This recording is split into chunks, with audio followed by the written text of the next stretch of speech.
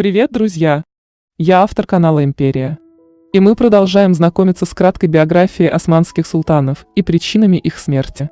Сегодня заключительная 4-я часть этого цикла видео. Предыдущих 3 смотрите по ссылкам в описании. Султан, вошедший в историю как правитель, окончательно изменивший ход истории османов, Абдул-Меджид I. Он был старшим сыном Махмуда II, который управлял империей 31 год, введя ее в политическую депрессию. Абдул-Меджид прожил всего 38 лет, управляя страной 22 года. Султан получил хорошее военное и религиозное образование, овладел верховой ездой, отличными охотничьими навыками, фехтованием и стрельбой, проявлял особый интерес к живописи и музыке. Современники называли Абдул-Меджида демократа из-за социальной направленности его реформ. Однако считается, что он был довольно слабовольным и чаще поддавался влиянию дворцовой администрации, в связи с чем все его решения были довольно непоследовательными, а соответственно либо преждевременными, либо наоборот. В личной жизни султана было много женщин и столько же детей. Архивные документы содержат информацию о 25 фаворитках, родивших ему в общей сложности 43 ребенка. В годы правления султана Абдул-Меджида было проведено много реформ. Наиболее важной из этих реформ является указ Танзимата, провозглашенный 3 ноября 1839 года. Вместе с указом Танзимата Османская империя предприняла первые конкретные шаги, чтобы стать юридическим государством. Народу было предоставлено право предстать перед судом в публичных судах. Всем мужчинам в стране назначено 4 года обязательной военной службы. Система конфискации была отменена. Напомню, это когда государство конфискует имущество лиц, которые были казнены. В соответствии с указом всем гражданам было предоставлено право на наследство. Также было внесено много инноваций в области образования. В 1840 году правитель Османской империи Абдул-Меджид сделал, казалось бы, невозможное. Когда народ Ирландии погибал от голода, вызванного гибелью всего урожая в стране, он отправил целый корабль с продуктами и медикаментами, а также передал много денег. В то же время Ирландия была колонией Великобритании, но та и совсем не помогла. Если мне не изменяет память, их помощь выразилась в сущих копейках, которых не хватило бы помочь и одной семье. Королева же выразила свое недовольство поступком Абдул-Меджида. Через 18 лет после этого сама османская казна была объявлена банкротом. Султан впал в депрессию и много пил. Государством управляли его подданные.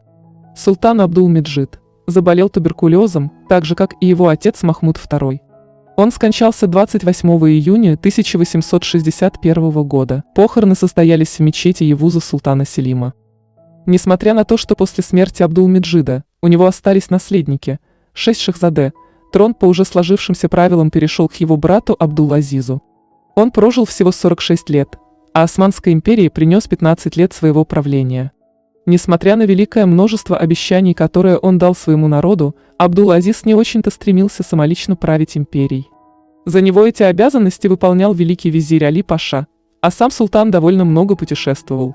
Он был первым османским султаном добровольно и из культурных побуждений, посетившим Запад.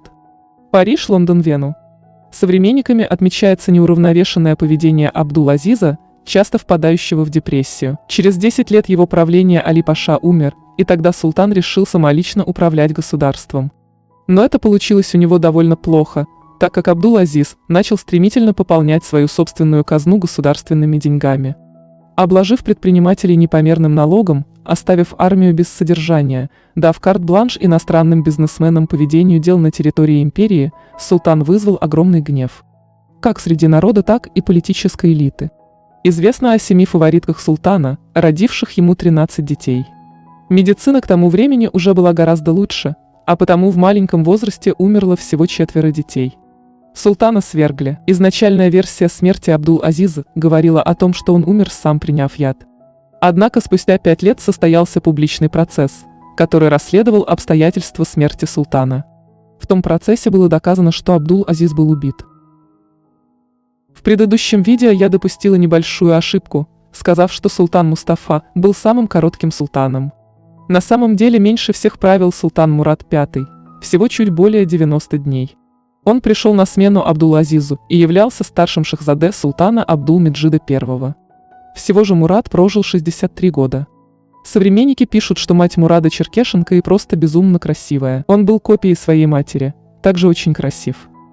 Кроме этого, Мурат был долгожданным и первым сыном Абдул-Меджида, а потому получил самое лучшее образование в европейском стиле. Про такого бы у нас сейчас сказали золотая молодежь. Будучи шахзаде, Мурат вел беззаботную жизнь, посещая различные светские мероприятия, имея при этом роскошный внешний вид. Все пророчили трон Мураду, однако по законам именно уже того времени наследником должен был стать брат султана, а не его сын.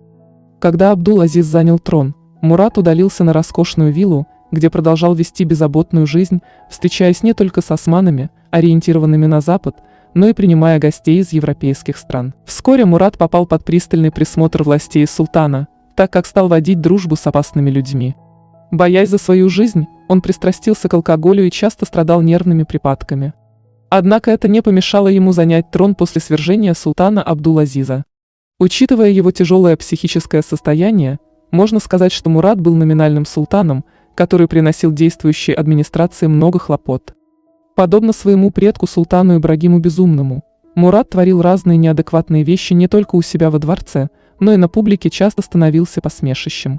В его короткое правление произошло много убийств среди дворцовых служащих чиновников, говорят, что Мурат был в этом замешан. В результате падишах разочаровал всех, от народа и политиков, до тех, кто однажды его возвел на трон, путем свержения правящего султана. Часть влиятельных политиков обратились за фетвой, которая признала Мурада недееспособным. Он был свергнут, а на трон взошел его брат Абдул-Хамид II. Предполагалось, что Мурада ждет участь предшественника и его убьют. Однако этого не случилось.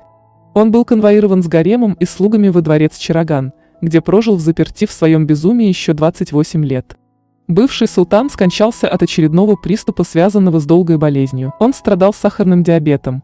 У Мурада было 12 любимых женщин, родивших ему более 7 детей. Последний полноправный правитель Османской империи, который всеми силами пытался удержать единоличную власть, а также сохранить оставшиеся земли, завоеванные его предками, султан Абдул-Хамид II. Он умер в возрасте 75 лет, страной же правил всего 33 года. Конец его царствования ознаменовался Младотурецкой революцией, прекратившей существование султаната. До того момента, как Абдул-Хамид взошел на престол, он получил хорошее образование, в большинстве своем военное, много путешествовал, а проживал во дворце Йылдыз. Надо отметить, что с первых дней своего правления султан заручился большой любовью и преданностью армии, а также на него возлагал большие надежды османский народ. Страна в те времена превращалась в хаос, царила резня на улицах, конфликты между мусульманами и христианами вспыхивали все чаще, везде происходили волнения и бунты. Абдул-Хамид обещал и принял конституцию, провозгласив себя абсолютным монархом империи. Большую роль в шаткости его власти сыграла Османско-русская война. В двух словах про эти 33 последних года существования султаната, конечно, не расскажешь. Могу лишь сказать, что реформы Абдул-Хамида, войны и перевороты сделали его попытки вернуть единоличную власть в империи невозможными. Абдул-Хамид был свергнут и отправлен вместе с гаремом и детьми в Салоники, Греция. Со слов потомков свергнутого султана, выжить и спастись на чужбине им помогли христиане, которых в свою очередь сам Абдул-Хамид подвергал большому гонению, находясь у власти. В 1912 году, после ссылки в Греции, Абдул-Хамид вернулся в Стамбул. Там он прожил еще 6 лет, после чего умер от сердечной недостаточности. Современники описывали Абдул-Хамида как хладнокровного и темпераментного, носящего все внешние признаки династии. Большой нос, большие выразительные глаза, довольно грубый голос. Он мало говорил, но много и умело слушал. Когда ходил или сидел, тело его было наклонено немного вперед. Улыбался даже тем, кто ему не особо нравился, оттого люди часто не понимали его истинных намерений. В 1956 году его дочь Айша опубликует воспоминания о своем отце, в наше время о нем покажут сериал. По разным данным, у султана было от 13 до 16 жен и 17 детей. Его последователь, Мехмед V, уже не будет так могущественен, как его предки. Он станет номинальной фигурой в управлении государством, так как власть уже перешла к Центральному комитету партии «Единение и прогресс». 35-й султан Османской империи Мехмед Решат проживет 73 года, у власти пробудет почти 9 лет. С детства он изучал французский и персидский языки, получил хорошее образование. Проявлял большой интерес к литературе, писал газели на многих языках. Мехмеда отличала одна особенность. Она состояла в том, что он был самым старым, когда взошел на османский трон. Ему было уже 65 лет. Во время правления Мехмеда войны и внутренние потрясения ускорили процесс распада османского государства. Беспорядки преобладали не только в Османской империи, но и в европейских странах. А 28 июля 1914 года началась Первая мировая война. Мехмед скончался 3 июля 1918 года от сердечной недостаточности. У него было 5 жен и 4 детей. Последний султан Османской империи, 101-й халиф, Мехмед VI. Восьмой сын султана Абдул-Меджида прожил жизнь вне поля зрения, потому что был значительно ниже в рейтинге для восхождения на трон. Занимался каллиграфией, музыкой и литературным искусством. Султан столкнулся с серьезной проблемой. С одной стороны, от него требовалось прекратить войну с Россией с минимальными потерями, с другой стороны, он всячески должен был обеспечить альтернативу правящему с 1913 года режиму в стране. Как только он взошел на трон, он назначил Мустафу Кемаля командующим Сирийским фронтом. Мехмед вообще возлагал большие надежды на него. Об этом султане на нашем канале снято отдельное видео, вы можете посмотреть его по ссылке в описании.